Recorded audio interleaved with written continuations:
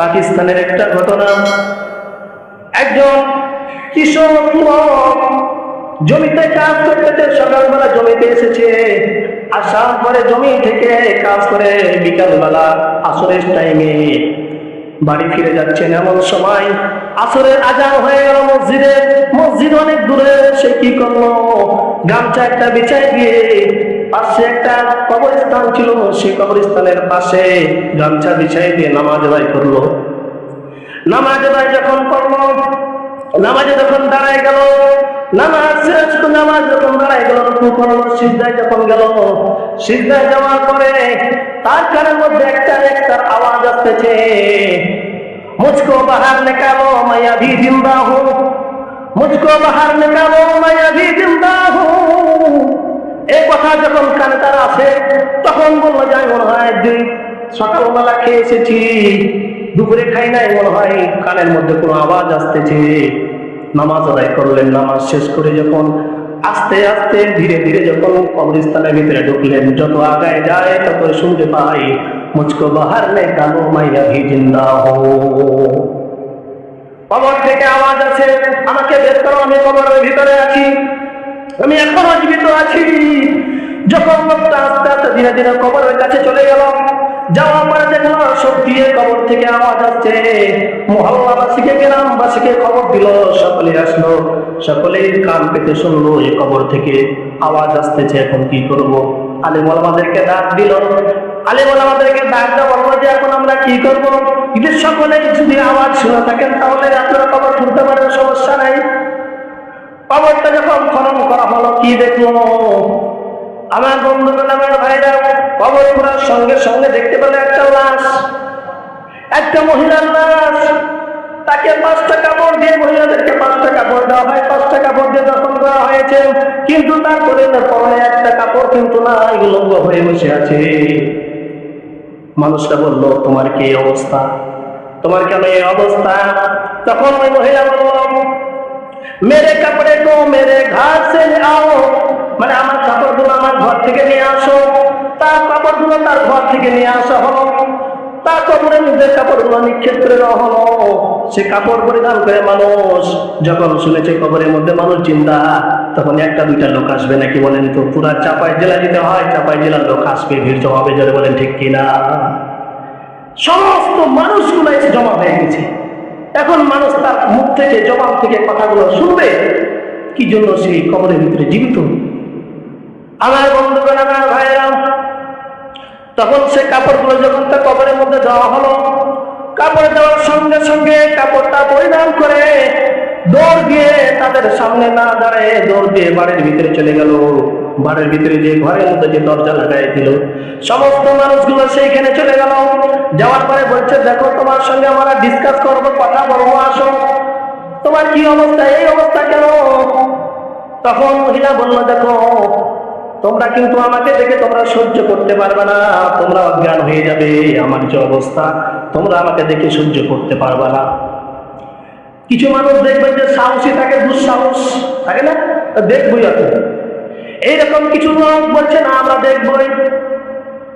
তখন মহিলাটা আস্তে করে মাথার কাপড়টা সরানো, সরিয়ে কি দেখলো, মহিলাদের সুন্দর সুন্দর চুল থাকে না, থাকে না বলেন তো ভাই? মহিলাদের সুন্দর চুল থাকে। দেখলো মহিলার চুলগুলো নাই, শুধু মাথার খুলিটা শুধু আছে, চামড়া নাই, চুল নাই, মাথার ভিতরে চুল নাই, চামড়া নাই, শুধু মাথার খুলিটা আছে, হাড্ডিটা আছে। এরপরে লোকজন বললো দেখো তোমার মাথার চুল কোথায় গেল, চামড়াগুলো কোথায় গেল?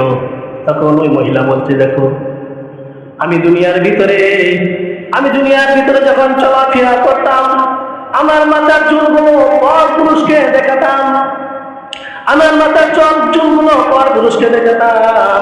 এই জন্য ফেরেশতারা আমার প্রত্যেকটা চুলের মধ্যে গ্লাস লাগায় টান দিয়ে যখন উঠায় নিত, তার সঙ্গে চামড়া উঠে যেত। এই কারণে আমি পর পুরুষকে দুনিয়ার ভিতরে আমার চুল দেখার কারণে আজকে কবরের ভিতরে আল্লাহ রাব্বুল আলামিন আমাকে শাস্তি দিয়েছে। আজকে আমার আপনার স্ত্রী, আমার আপনার মেয়ে, আমার আপনার বোন, আমার ভাবি, মানুষ আগে হুজুরদেরকে দেখলো দৌড় দিয়ে বাড়ির ভিতরে পালাইতো, এখন হুজুরদেরকে দেখলে মাথার কাপড় ফেলে দেয়, যারা বলেন ঠিক কিনা? হুজুর চলে গেল, কোনো খবর দেখলো যে হুজুর আসছে, আগে ঘরের মধ্যে বাড়ির ভিতরে দৌড় দিয়ে পালাতো। মুরব্বী আসলে চলে যেত, মানে ভাসুর আসছে, দেওয়ার আসছে। কিন্তু এখন ভাসুর দেওয়ার কি কোনো কিছু মানে না। ও আমার ভাইরা, আমার বন্ধুরা, এরপরে আর একটু যখন কাপড়টা নিচের দিকে নামাইছে, দেখলো কি দেখা গেল, সুন্দর সুন্দর ঠোঁট ছিল কিন্তু ঠোঁট নাই, 32টা দাঁত দেখা যায় কিন্তু ঠোঁট নাই, পুরা ঠোঁটটা কাটা। এরপরে বলা হলো, তোমার ঠোঁটটা কেন কাটা, কি অপরাধ? বলছে, আমি দুনিয়ার ভিতরে লিপস্টিক লাগাই, রং লাগাই, পর পুরুষকে দেখাতাম, আসক্ত করতাম তাদেরকে।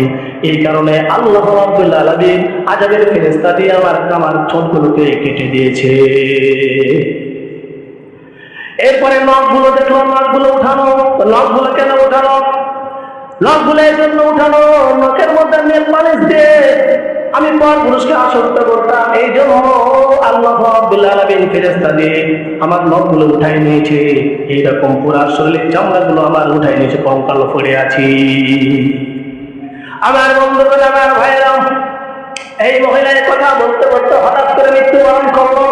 সঙ্গে সঙ্গে মৃত্যুবরণ করলো, তাকে দাফন করে দেওয়া হলো। আমার বন্ধুগণ, আমার ভাইরা, আপনারা তো পাকিস্তানের ঘটনা শুনলাম। আমার নবী, আপনার নবী, যার নবী, মায়ার নবী, সর্বশ্রেষ্ঠ নবী, সর্বযুগের নবী, আজ থেকে 1400 বছর আগে হাদিসের মধ্যে কি বলেছেন আমার বন্ধুগণ, সেগুলো শুনবেন নাকি? নবীজি সাল্লাল্লাহু আলাইহি ওয়াসাল্লামের জামাই হযরত আলী রাদিয়াল্লাহু তাআলা আনহু এবং তার স্ত্রী ফাতিমা রাদিয়াল্লাহু তাআলা আনহা একদিন কি করলেন, নবীজি সাল্লাল্লাহু আলাইহি ওয়াসাল্লামের সঙ্গে দেখা করার জন্য যাচ্ছে শ্বশুর বাড়ি। আপনারা যেমন শ্বশুর বাড়ি যান, শ্বশুর বাড়ি যাচ্ছে শ্বশুরের সঙ্গে দেখা করার জন্য। ফাতিমা রাদিয়াল্লাহু তাআলা আনহা, আলী রাদিয়াল্লাহু তাআলা আনহু দুইজনে যাচ্ছেন। বাড়িতে যাওয়ার সময় ফাতিমা বলল, আপনি একটু দাঁড়ান, আমি দেখি বাবার কি অবস্থা। বাড়িটার ভিতরে ঢুকলো, দেখলো নবীজি সাল্লাল্লাহু আলাইহি ওয়াসাল্লাম কান্না করতেছেন। এরপরে আলীকে ডাক দিলেন, আলী রাদিয়াল্লাহু তাআলা আনহু সালাম বিনিময় করলেন। এরপরে বললেন, ইয়া রাসূলুল্লাহ, ইয়া হাবিবাল্লাহ, আপনি কি জন্য কান্না করেন? মনে হয় আমার শাশুড়ির কথা মনে পড়েছে, আর মনে হয় আপনার আব্বা আম্মার কথা মনে পড়েছে, জন্য কান্না করতেছেন। নবীজি সাল্লাল্লাহু আলাইহি ওয়াসাল্লাম বলছেন, ও ফাতেমা, ও আলী, আমার বাবার কথা মনে করে আমি কান্না করি নাই, আমার স্ত্রীর কথা মনে করে আমি কান্না করি নাই। আমি মেরাজের রাত্রিতে যখন আমি জাহান্নামে গিয়েছিলাম, দেখলাম অধিকাংশ নারী জাহান্নামের মধ্যে, তার মধ্যে 6 শ্রেণীর নারীকে আমি দেখলাম জাহান্নামের শাস্তি ভোগ করতেছে। এই জন্য আমার উম্মতের নারীরা এইরকম শাস্তি ভোগ করতেছে, এই জন্য আমি কান্না করি।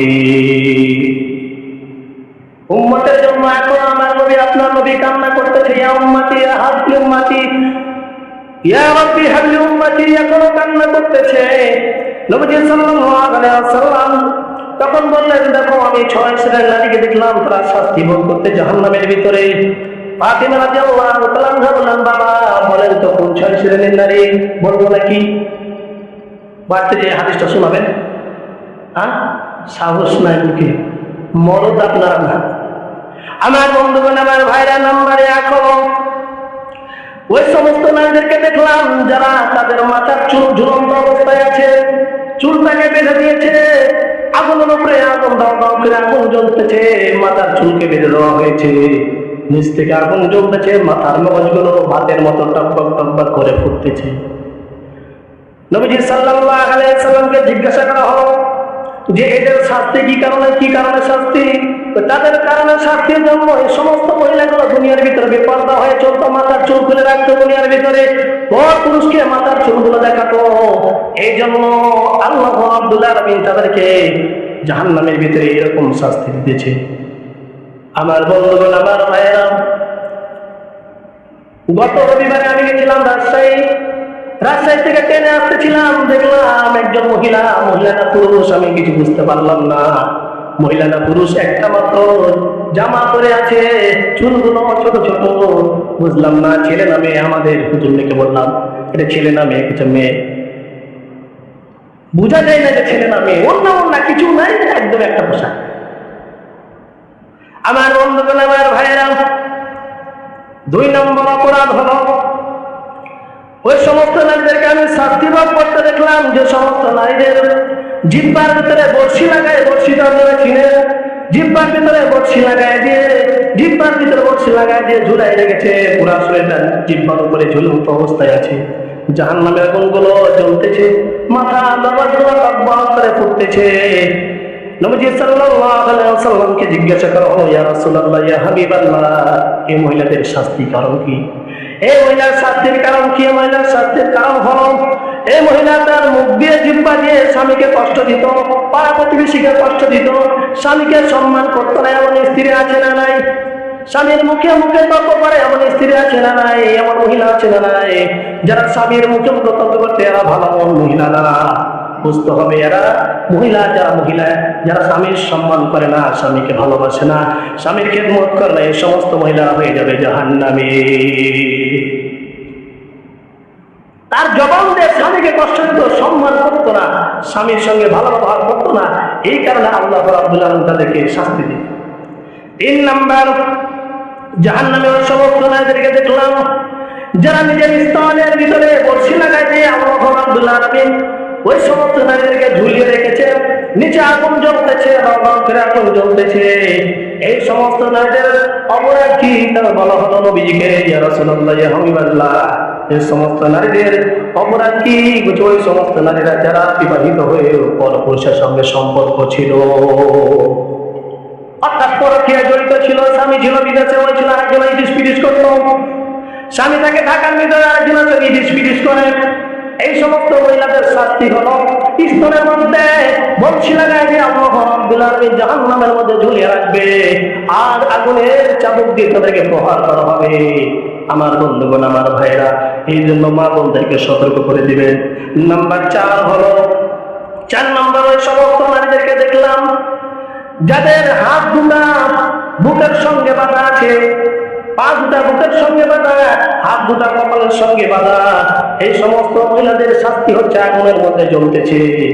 ফাতিমা রাদিয়াল্লাহু তাআলা আনহা আলী রাদিয়াল্লাহু তাআলা জিজ্ঞাসা করলেন, ইয়া রাসূলুল্লাহ, ইয়া হাবিবাল্লাহ, এদের শাস্তি কি? এসে এরা যে কি জন্য শাস্তি হচ্ছে, কারণটা কি? নবীজি সাল্লাল্লাহু আলাইহি ওয়াসাল্লাম বলেন, এই সমস্ত নারীরা হলো অপবিত্র যখন হয়ে যেত তখন তাড়াতাড়ি পবিত্র অর্জন করতো না, নাপাক অবস্থায় থেকে যেত। ওই সমস্ত মহিলা যারা অপবিত্র হওয়ার পরে পবিত্র হতো না, তাড়াতাড়ি গোসল করতো না, গোসল ফরজ হয়ে গেছে গোসল করতো না, সকালে রাত্রিবেলা গোসল ফরজ হয়েছে, 12টার সময় 1টার সময় গোসল করতো, এরকম মহিলাদের শাস্তি। পুরুষও আছে না না?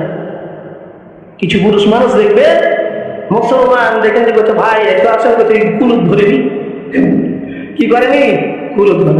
মুসলমান আপনি, আপনার কে বলেছে আপনি মুসলমান? আপনার শরীর কমে থাকে না, আপনি কিসের মুসলমান? আপনি আমার বন্ধুগণ, আমার ভাইরা, 5 নম্বর ওই সমস্ত মহিলাদেরকে দেখলাম যাদের চেহারা শুকরের মতো, শরীরটা গাধার মতো, চেহারাটা শুকরের মতো, শরীরের মতো, আর শরীরটা হচ্ছে গাধার মতো, জাহান্নামের আগুনের মধ্যে জ্বলতেছে। নবীজি সাল্লাল্লাহু আলাইহি সাল্লামকে বললেন যে সমস্ত মহিলারা কি অপরাধ করেছিল, কি কারণ ছিল, কি অপরাধ করেছিল? তারা বলতো দুনিয়ার ভিতরে মিথ্যা কথা বলতো, গীবত করতো, দুনিয়ার ভিতরে মিথ্যা কথা বলতো, গীবত করতো। এখনো দেখবেন কিছু মহিলা মিথ্যা কথা বলে না, গীবত বেশি করে, ওর কথা ওকে লাগাই না। দুইজন যখন একসঙ্গে হয়ে যাবে, শাশুড়ির গীবত করে, ননদের গীবত করে, পাড়া প্রতিবেশীর গীবত করে, আছে না নাই? মনে হয় এখানে সব আল্লাহর ওলি আর হাসান বসরি আর রাবিয়া বসরি এখানে বাস করে। নাম্বার 6 আমার বন্ধুগণ, আমার ভাইরা, ওই সমস্ত মহিলারা যাদের চেহারাটা কুকুরের মতো এবং মুখটা হচ্ছে জাহান্নামের আগুন, মুখ দিয়ে ভরতেছে আর পিছনে রাস্তা দিয়ে আগুন বের হচ্ছে, এদের শাস্তি কি? এই সমস্ত মহিলারা হলো অন্যের সুখ দেখে হিংসা করত, আর দান করে মানুষের কোনো কিছু দিয়ে খোটা দিত। এই জন্য এই সমস্ত মহিলাদের শাস্তি হইতেছে। কয় প্রকার মহিলা?